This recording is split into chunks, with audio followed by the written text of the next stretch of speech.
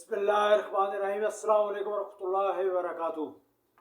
آج کا مختصر اور قیمتی نسخہ: اگر آپ کو رات کو نیند نہیں آتی، ساری رات کروٹوں میں گزر جاتی ہے اور آپ مجبوراً میڈیسن لے کے سوتے ہیں، تو آج میں آپ کو ایک چھوٹا سا نسخہ بتاؤں گا، چھوٹا سا ٹوٹکا بتاؤں گا، جس پہ عمل کرتے ہوئے انشاءاللہ آپ ایک پرسکون نیند سوئیں گے۔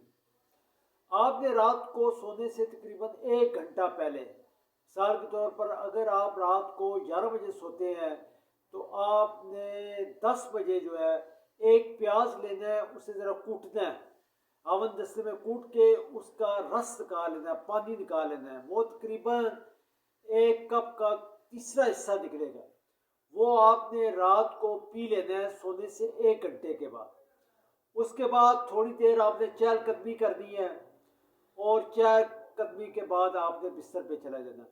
لیکن ایک اور چیز کا بھی خیال رکھنا ہے کہ کھانا جو ہے وہ آپ نے سونے سے کم از کم 2 گھنٹے پہلے کھانا ہے۔ 2 گھنٹے پہلے آپ نے کھانا کھانا ہے۔